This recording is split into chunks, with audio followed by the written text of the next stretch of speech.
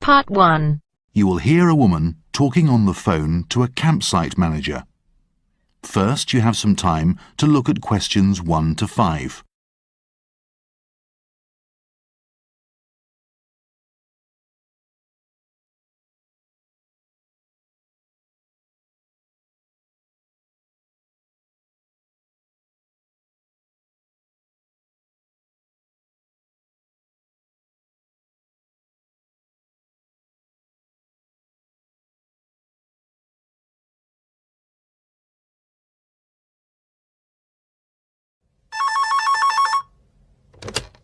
Hello, Lake Payne Campground.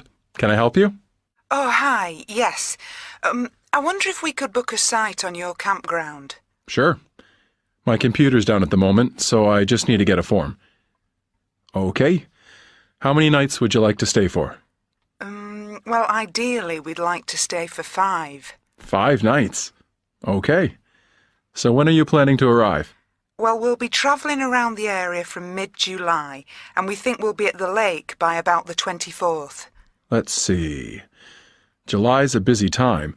We could probably fit you in, but to be honest, if you want 5 nights, it would be better to get here a day earlier. We've got a big group coming at the end of the month. Okay, the 23rd's fine. We weren't sure, so... Great. Do you just want somewhere to park and pitch a tent, or do you have an RV? An RV? Yeah. You know, a recreational vehicle? A camper van. Oh, right. Yes, we're driving a van, so... Okay, that's fine. So, what name is it, please?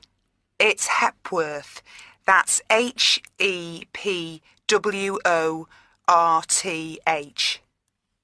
Okay, thanks. I've heard that name before.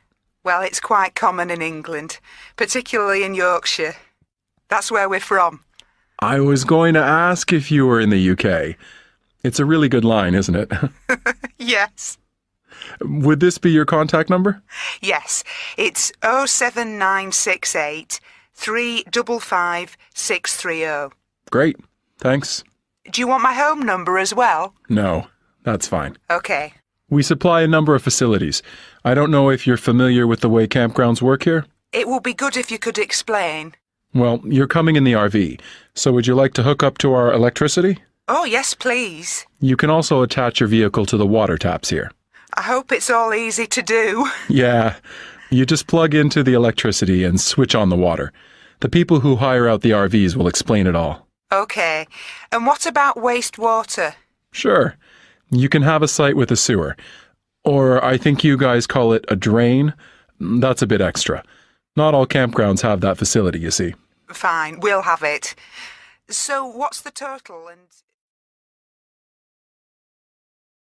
Before you hear the rest of the conversation, you have some time to look at questions 6 to 10.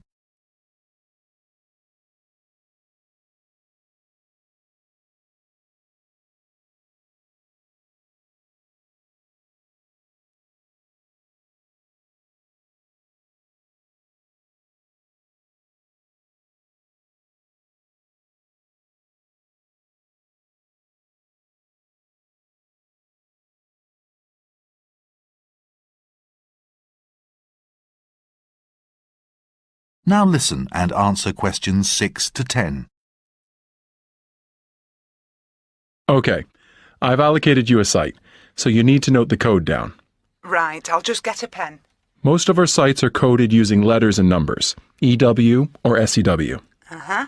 So yours is one of the SEW ones, and it's number 47. Got that. That's the area that has all the requirements you need. Is it easy to find when you get there? What time will you be arriving? I'm not sure, but it could be quite late. Okay, so the reception could be closed. We close at 6. Oh, dear. It's okay. I'll tell you where to go. As you come into the campground entrance, you'll see our office. Mm-hmm. Drive past the front door. There's another office next to ours. That's the business office. Yeah, and there's a pool behind that. Okay, it will be good to have a swim. It's open till 8, so feel free to use it. Keep going past all those, to the end of the track. At the top, you'll come to at the very end, there's a laundry. Okay. Turn left at the laundry, and you'll see your own sites straight ahead of you. They're all clearly labeled. That sounds easy enough. Just before you hang up, we've had a few problems with campers with, stuff left lying around. Oh, Well, it may be an oversight, but we do ask our visitors to take away all their litter. of course. Otherwise someone has to clear it up. That's right. Also in the morning, we do have washrooms, and once the reception's open, you'll be able to get a key for the shower. Right. You can keep it while you're on the site, but could you return it when you leave? I'll make sure we get it back to you. Yeah, otherwise we don't have enough to go around. Okay. Well, thank you very much. See you soon. Yeah, bye. That is the end of part 1. You now have half a minute to check your answers.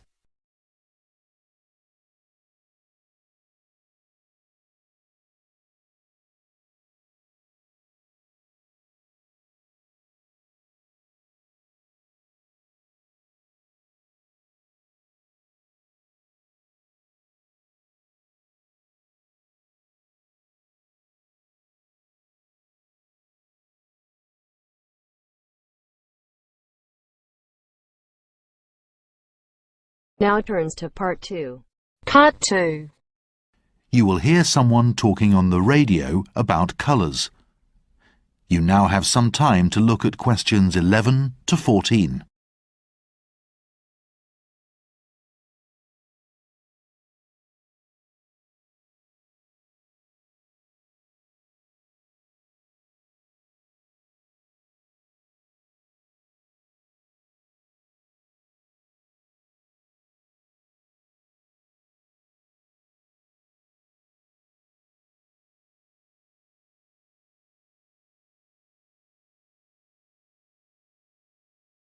Now listen carefully and answer questions 11 to 14.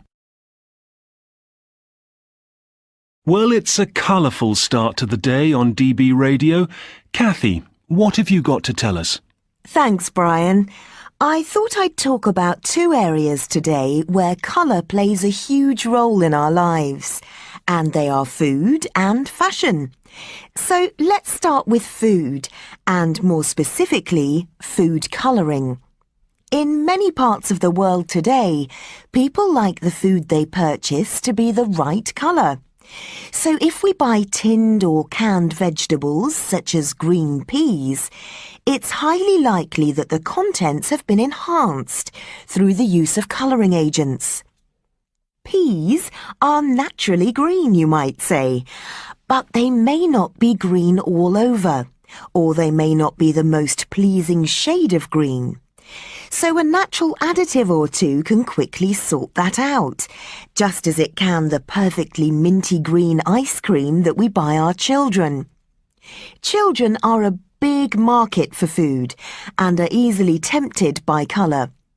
Breakfast cereals, for instance, that come in various shades of brown, are often altered using caramel, a natural brown food colouring derived from caramelised sugar. This also gives the cereals a shiny, mouth-watering appeal, which is hugely tempting for consumers. In fact, natural food colouring goes back a long way. One of the oldest, or perhaps the most well-known natural food colours, is red, or cochineal, named after the insects used to make it. Aztec Indians created a crimson dye from the bodies of crushed beetles. Producing cochineal is very costly, so it was unpopular with consumers for some years.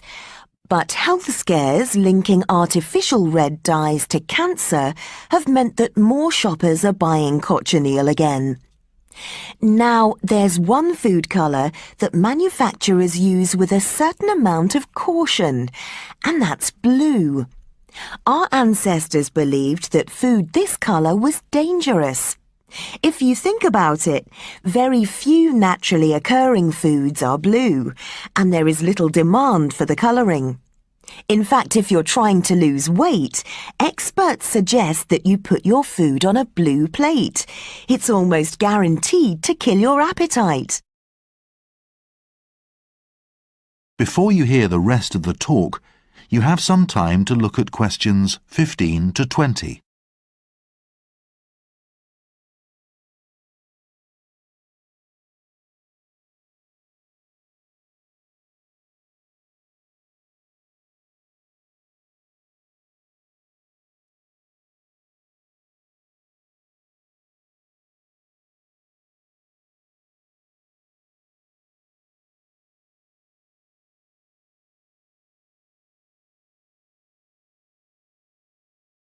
Now listen and answer questions 15 to 20. OK, let's look at another area where colour is a key issue. If you say you've bought something new to wear, often the first question people will ask is, what colour is it? Yet the answer doesn't necessarily indicate that the colour was your preferred choice. As consumers, we have to balance how we feel in certain colours with what is fashionable at the time. You think you've suddenly developed a desire to wear orange, whereas in fact the shops are full of it and you've ended up buying an orange shirt that may or may not suit you simply because it's this season's colour. Well, the interesting thing here is that colourists, as they're called in the business, have to look ahead and say what colour models will be wearing in fashion shows several years in advance. To get this right, they have to consider how long it will take to produce the cloth dyes, they have to set up deals with suppliers, and bear in mind the constant changes in consumer taste. So what may seem to be this season's colour has actually been agreed years before. So what do we think about the colours we wear? Like everything, our tastes alter with age. In general, though, we think that black makes people look and feel thinner, while red does the opposite. White goes with everything, whereas yellow is harder to match. And nothing alters the fact that there are certain colours that we never feel comfortable wearing. And finally, whether it's food or fashion, anyone in the business field knows that it isn't enough to get a product the right colour. Even the packaging has to be carefully designed in order to maximise sales. It's no good, for instance, wrapping an item in brown paper if you want it to stand out. Much better to go for eye-catching colours, or in fact, in today's world, green has become very popular because it promotes the view that the company cares about the environment. In addition to their products, businesses also have to think about the people who come up with the ideas. If you surround your workers with drab colours, they'll come up with equally dull ideas. This isn't rocket science. We used to associate red with creativity in business, but it turns out, according to a recent study, that blue is a much better stimulus for creative thought. So the colour's not all bad. That is the end of part 2. You now have half a minute to check your answers.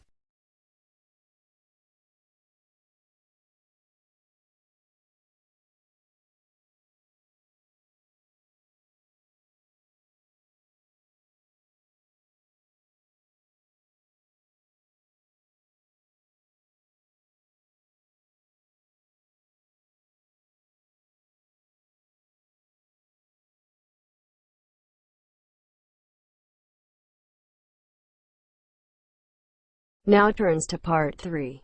Part 3. You will hear a tutor and 2 students discussing international student mobility. First, you have some time to look at questions 21 to 26.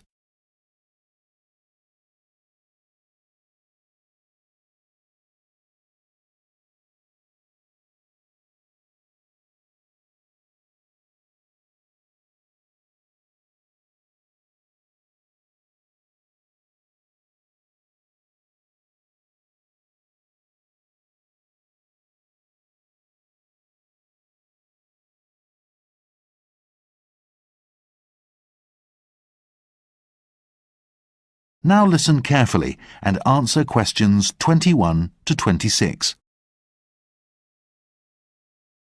Hi, Nils. Hi, Eva. Come in and sit down. You wanted to talk about your research paper, is that right? Yes, we've drawn up an outline for the introduction and done some preliminary interviews.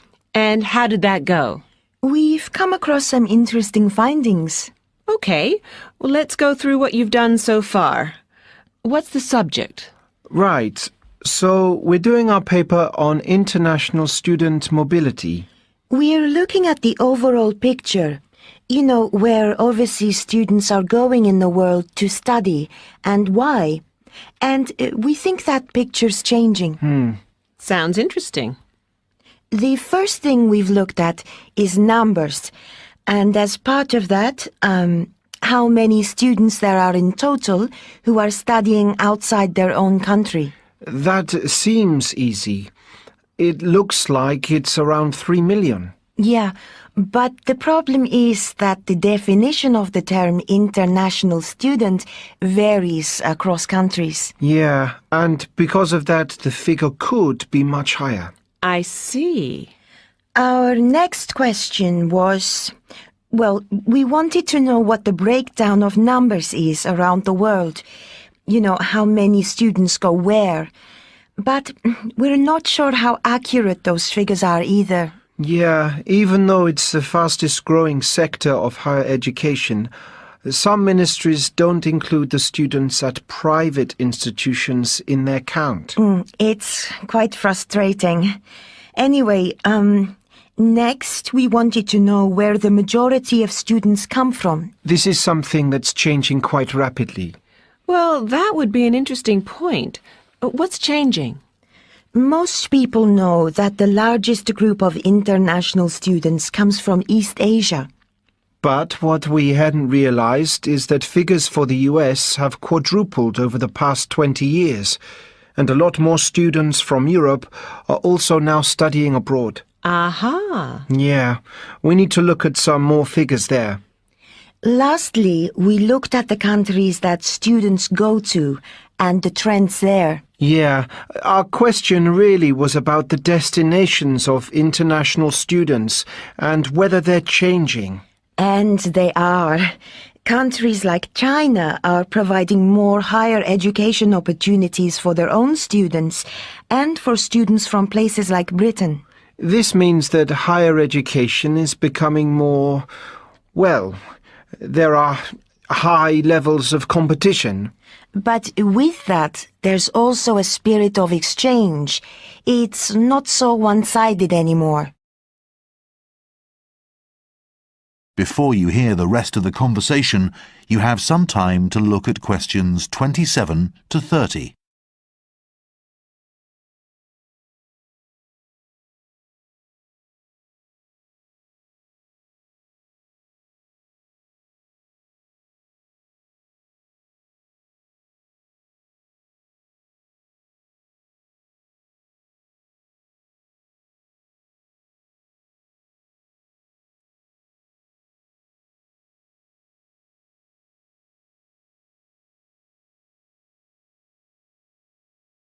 Now listen and answer questions 27 to 30.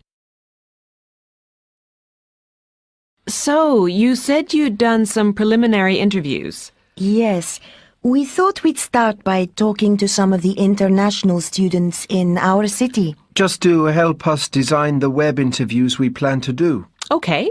We wanted to find out if there are common factors that students consider to be important when they choose an overseas course. Obviously, these will vary across the international student population, but we thought some, like cost, might be significant.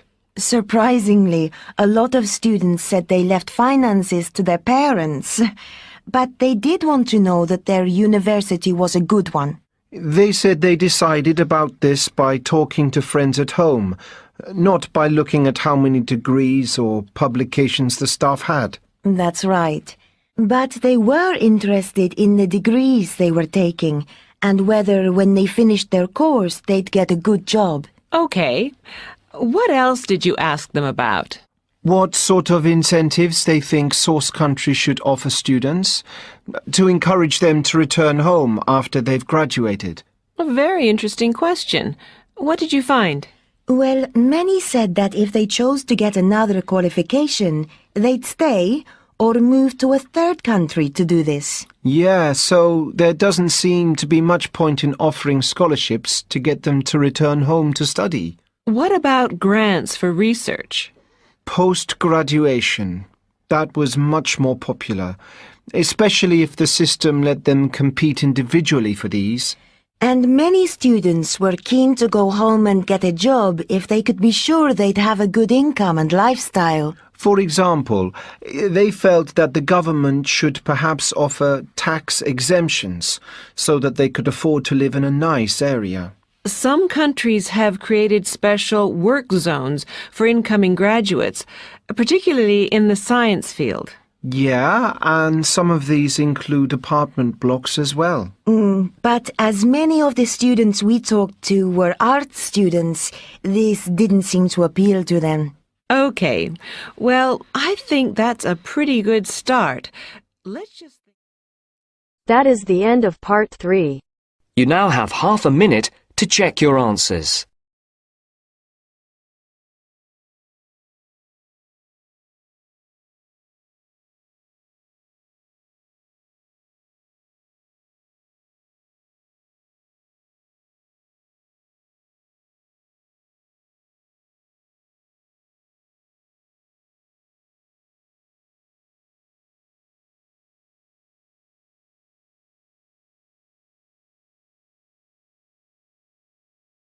Now turns to part 4. Part 4. First, you have some time to look at questions 31 to 40.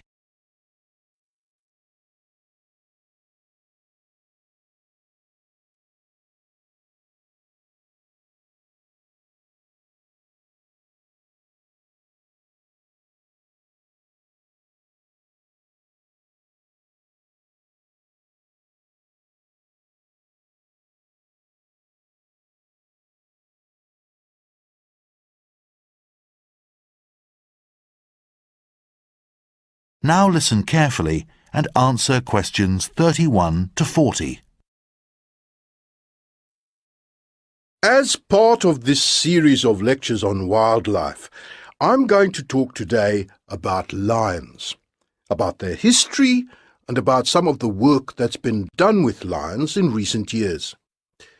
When we think of lions, we tend to think of Africa, as this is the only area of the world where they still exist in the wild, apart from some small groups in the Indian forest of Gir. But you might be surprised to know that lions were once virtually everywhere on the planet. In fact, if you go back 500,000 years, there were more lions roaming the world than dogs or monkeys. You could bump into one in London, Moscow, or LA. In every part of Africa apart from the desert. In fact, the only continents that were and have always been lion-free were the frozen plains of Antarctica, which were obviously much too inhospitable for this jungle creature, and Australia, though there is plenty of bushland there. So what happened? Well, we know for certain that as recently as the 1800s, that's just 200 years ago, lions were being hunted to extinction in some parts of the world, sometimes just for sport. But long before that, about 10,000 years ago, lions started to disappear from various corners of the globe. Scientists believe there was the usual battle with our human ancestors for food in the form of other, smaller creatures, with many lions also being killed to make clothing. So lions may have gone from Europe, but there are plenty of prehistoric paintings to witness their presence, and they reveal some interesting facts. Let's take a look. These cave paintings were found in France. The outlines are slightly blurred because they were hand-drawn using materials like charcoal or ochre, but the images are still very clear, and the interesting thing is that, as you can see, in the past, lions were actually a lot bigger than they are now. They come up to this man's waist. You may think the size has been exaggerated because of the man's fear, but there's plenty of fossil evidence that supports the larger proportions these animals once had, when you compare them with the African lions of the present day. The other curious thing here is that none of the male lions seen in cave paintings like this have the long, black or blonde hair around their necks and faces that is called a mane. Now, the lion's mane is another interesting feature of these creatures. No one seems to know much about it.